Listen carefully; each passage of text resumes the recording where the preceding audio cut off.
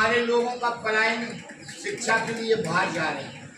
कभी उस काल में हमारे यहाँ शिक्षा ग्रहण करते थे और हम इतने उन्नत थे, खान पान, रहन सहन, बोल चाल, धन धान्य में बहुत अग्रणी थे। जब हम बहुत अच्छे कपड़े पहनते थे, सुसंस्कृत थे। जब यूरोप में अपने तन बदन को ढकने के लिए उन पे कुछ नहीं था और अपने शरीर को ढकने के लिए जो पेड़ होते ना, उनकी छाल निकालते थे और वो अपने शरीर पे लपेटते थे। खाने में वो कच्चा मांस खाते थे, ये भी नहीं जानते थे कि वो कैसे पकेगा। ऐसे था ऐसा था हमारा भारतवर्ष। ज्ञान के क्षेत्र में या जगत गुरु शंकराचार्य पैदा हुए, सोने की चिड़िया थे, अनेकों वीर महावीर पैदा हुए। यहाँ विश्व में कितने भी नहीं हुए। हम तो सब हिंदू हैं, जानते हैं, धार्मिक ग्रंथ पढ़ते हैं, रामचरितमानस पढ़ेंगे, सुंदरकांड पढ़ेंगे, तो उसमें वीरों की, महाभारत काल में आपने देखा होगा टीवी पे महाभारत, रामचरित, कितने वीर थे, कितना बल था, 10,000 अश्व का बल, ऐसे ऐसे महापुरुष हमारे थे। और इस भारत के स्वतंत्रता काल में 1857 से लेकर 1947, कब आजाद हुए हम? 1947, बोल दिया करो, 1947। कितने वर्ष हुए?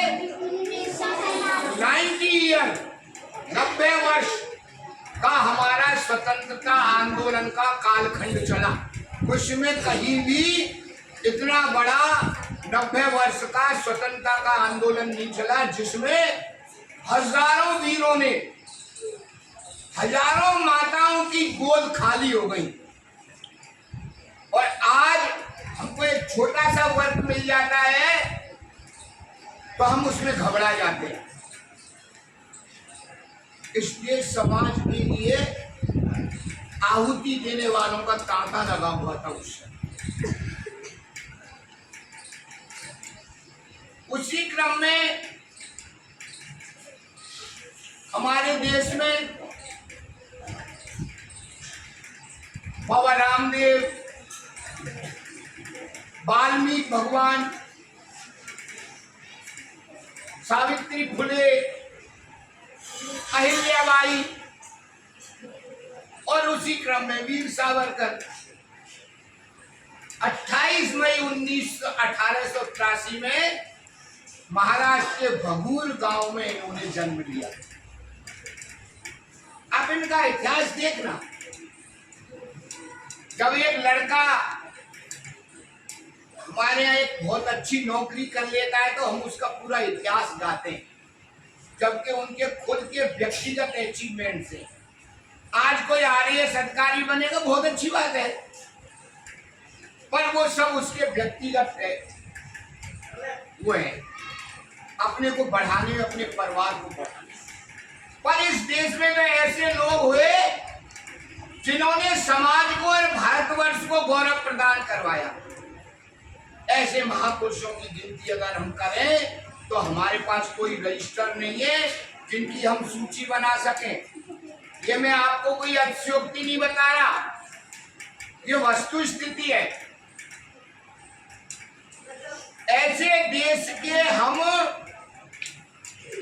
निवासी हैं।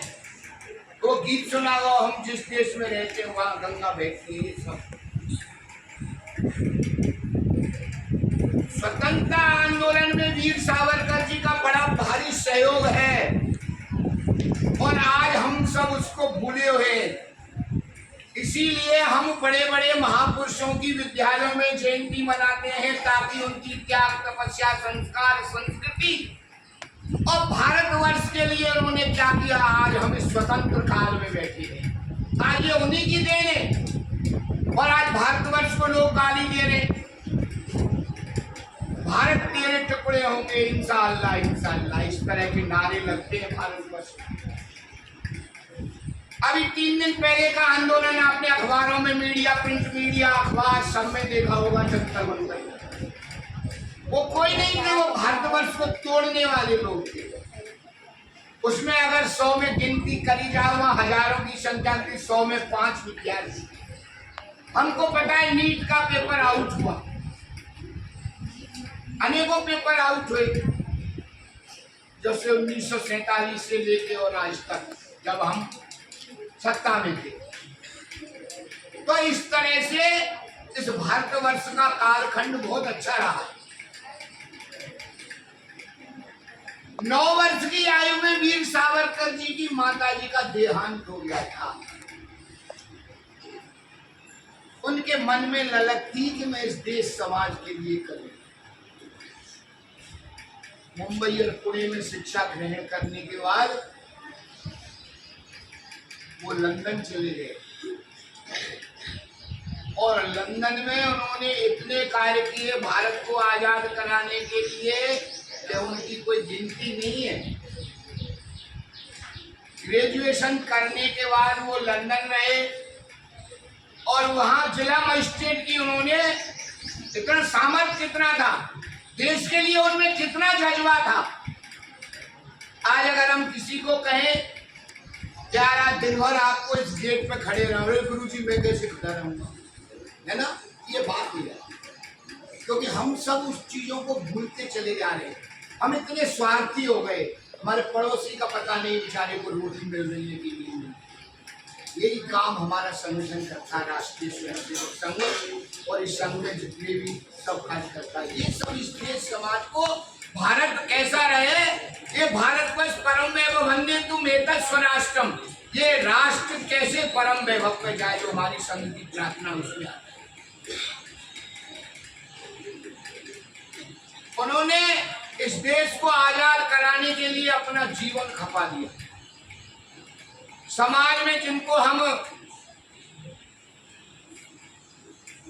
शेड्यूल कास्ट, शेड्यूल ट्राइब, अछूत उस समय कहते थे, उसमें भारतवर्ष के लोगों का, उन अछूतों का अछूत बनाने का भारतवर्ष के किसी भी समाज का उनको सहयोग नहीं रहा, पर फिर भी वो अछूत कहलाए। इतना देश में छुआछूत था, उसको मिटाने के लिए वीर सावरकर जी ने अनेकों कार्य किए।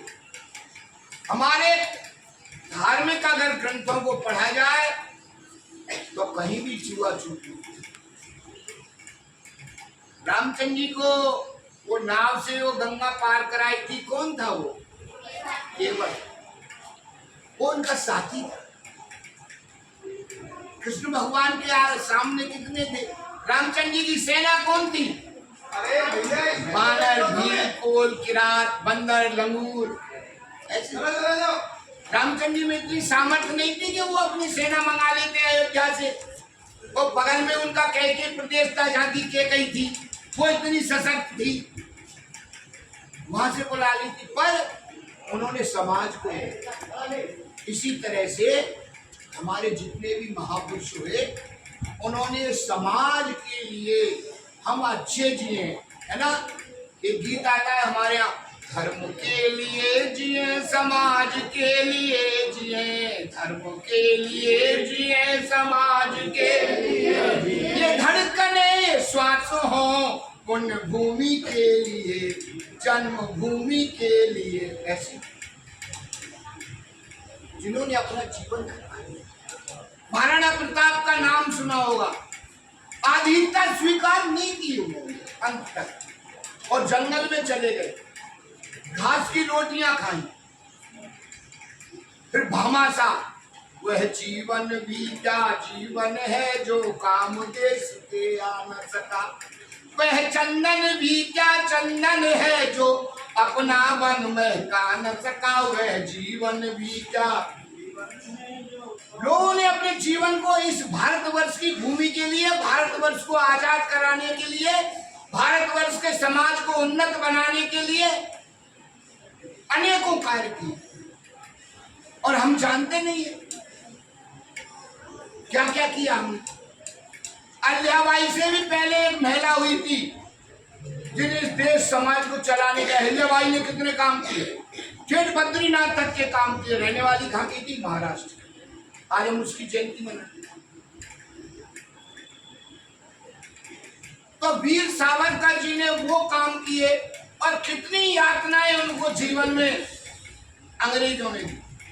पहले जो अंग्रेजों का शासन था ना हमारे ऊपर, सबके बाद अंग्रेजों ने शासन किया।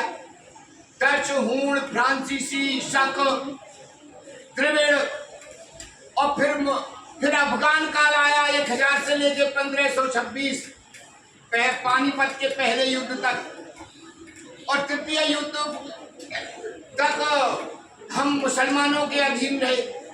सबने हमारे धर्म का परिवर्तन किया, सबने इस गरीब जनता हिंदुस्तान की का धर्म परिवर्तन किया, चाहे वो ईसाई हो, चाहे वो मुस्लिम हो, कोई हो, सबकी दृष्टि हम पे जिंदगी कर रही।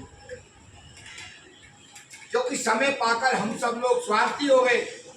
एक राजा दूसरे राजा से लड़ता रहा, विदेशी उस पर आक्रमण करते रहे, हम देखते रहे, राजा ने राजा का साथ नहीं दिया। ऐसी हमारी कल्चर हो गई। तो उसी क्रम में ऐसे महापुरुषों को हमको प्रेरणा मिलती है। अंग्रेजों का जो कानून था वो सजा का था, अभी उसमें परिवर्तन आया, वर्तमान सरकार ने उसमें परिवर्तन किया। तो ऐसे उन्होंने कार्य किए और उनको क्या सजा थी? उनकी कोठरी कहाँ थे? वो काला पानी। कहाँ काला पानी की सजा मिलती है?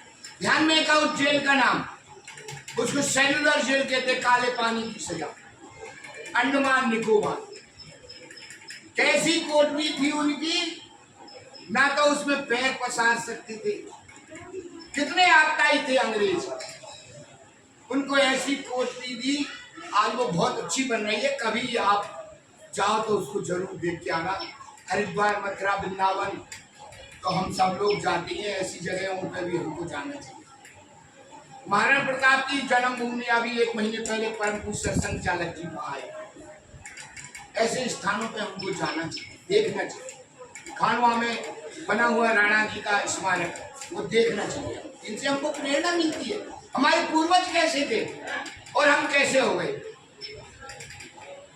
तो वीर सावरकर जी ने लंदन में जाते ही तहलका मचा दिया और लंदन की सरकार ने उनको गिरफ्तार कर लिया।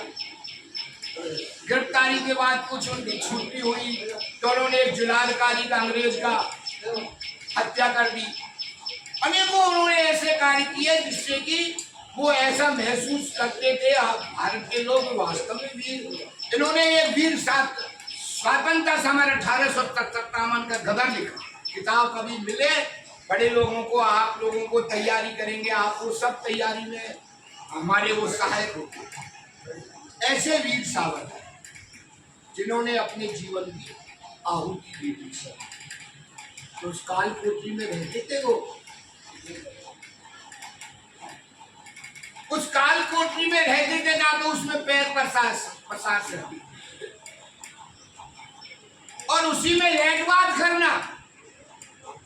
मेरी आंखों से मैंने देखा है, उस समय तो नहीं था पर वो जेल मैंने देखी और उसको जरा समाज के बना दिया है। उसमें रहते थे, रात्रि विश्राम के बाद जो पहले जो तेल निकलता था, ये मशीनें नहीं थी जिसको अपन स्पेलर कहते थे, कहानी चलती थी, कोलू कहते हैं।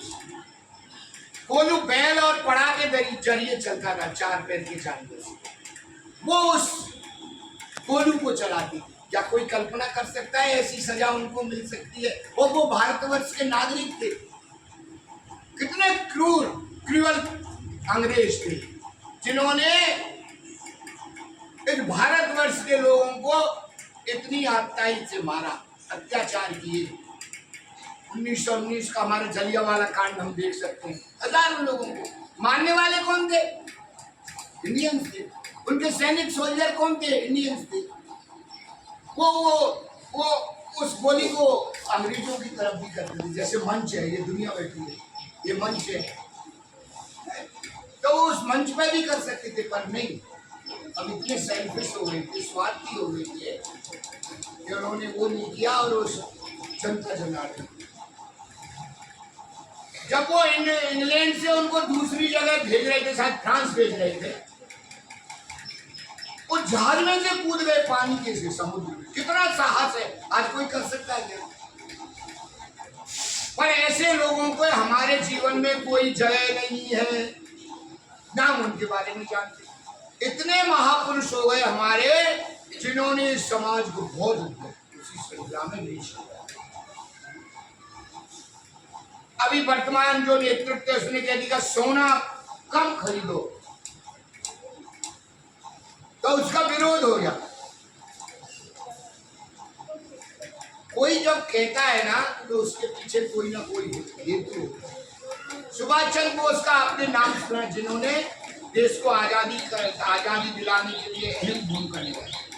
उन्होंने कहा तुम मुझको खून दो, मैं तुम्हें क्या वो खून की कोई ब्लड बैंक खोलना चाहते थे क्या? किसको कहते ब्लड बैंक? जहाँ खून एकत्रित रहता है। तो उनका उद्देश्य कोई ब्लड बैंक खोलने का था। उनका उद्देश्य ये था, वो खून नहीं मांग रहे थे जाके और 40 ml की, तो 400 ml की एक बोतल उनको दे के आते। ऐसा नहीं था। उन्होंने कहा तुम मेरा साथ दो, मैं तुम्हें आजादी दिलाऊंगा। अरे वो ऐसे तरह स्वतंत्र नहीं। लाल किले से लाल बहादुर शास्त्री जी ने कहा, अमेरिका ने एक बार आके दिखा दी, हमारे यहाँ गेहूं पैदा कम होता ही नहीं था, तो बंचर खाते थे, मोटा अनाज खाते थे। अब हमारे यहाँ जो बाहर के लोग आते हैं उनको मोटा अनाज खिलाए, धरती पे बैठ के खिला रहा। G20 हुआ था 2-3 साल पहले, उनको चम्मच भी नहीं दी और पत्तल पे खिलाया। तो हमारे यहाँ उस समय गेहूं होता था, तो अमेरिका PL 480 का एक समझौता हुआ भारतवर्ष के साथ कि हम तुमको गेहूं देंगे। और गेहूं अधिक होता था, लाल गेहूं होता था, लाल थोड़ा सा, मैंने तो व्हाइट होता है सफेद। तो उन्हें धमकी दी कि मैं तुमको गेहूं देना बंद कर दूंगा, भूखे मर जाऊंगा। उस समय के प्रधानमंत्री और हमारे यहाँ NPS में लाल बहादुर शास्त्री, तो उन्होंने लोग को वहां से लाल किले से भाषण दिया। मेरा जो देश है वो किसानों का है। उनका नारा था जय जवान जय किसान। मेरा भारत का नागरिक एक दिन व्रत कर लेगा, तू जितना हमको गेहूं देता है उसमें बचा नहीं। ऐसे भी बैठो सभी मेरे, इनके जीवन को हमको पढ़ना चाहिए, इससे प्रेरणा मिलती है हमको। ये किताबी जो हम पढ़ते हैं ना, अच्छा है, आप प्रथम आ रहे हैं, द्वितीय आ रहे हैं, स्टेट में आ रहे हैं, इंडिया में आ रहे हैं, पर हमारे लिए जो हमारी प्रेरणा के स्रोत हैं, इनको हमको जरूर पढ़ना चाहिए। हमको स्वतंत्रता कैसे मिली है? स्वतंत्रता अन्य देशों को भी मिली है, फिर भी हमारे भारतवर्ष में हम सब चीजें भूलते चले जाते। चाइना हमारे बाद हुआ, हम तो किसके उपनिवेश में थे? हम पे किसने शासन किया अंत में?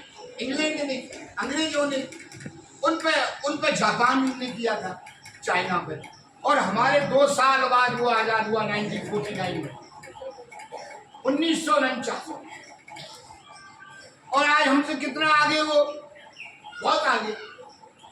सबसे पहले उन्होंने काम किया कि जापान के जितने भी कानून और उनको याद करने की जो चाइना में जो चीजें बनी हो, उनको सबसे पहले उन्होंने नष्ट किया। हमारे यहाँ दिल्ली में चले जाओ, अकबर रोड है, सांझा रोड है, हुमायूं रोड है, और क्या क्या है, स्टेशन का भी नाम है। कहाँ उतरते हैं हम? बयाना से बैठते हैं जब इंटरसिटी से और इनसे जाते हैं, उनके नाम है।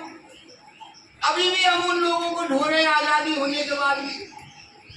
तो इस तरह से जो महापुरुषों ने हमारे इस जीवन में हमको एक दिशा दी, और 1966 में आते आते इतनी यातनाओं को सहन करते करते और उन्होंने अपने जीवन का त्याग ऐसे देश में दिशा बनाई। इसलिए ऐसे महापुरुषों की हमको जीवनी पढ़नी चाहिए। मैंने एक पत्रक दिया हुआ है, ऐसे पत्रक को गुरु जी को यहाँ चिपकाना चाहिए, है ना।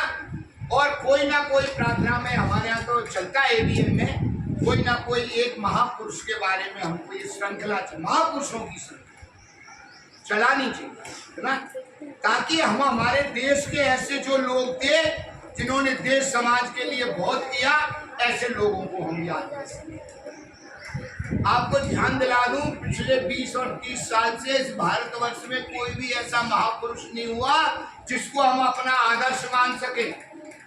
जिसको भी हम चुनते हैं वही हमको खाने लग जाता है। दिन रात हम जिनके लिए मेहनत करते हैं वही खाने लग जाते हैं हमको। ऐसे वीर पैदा हो रहे हैं यहाँ।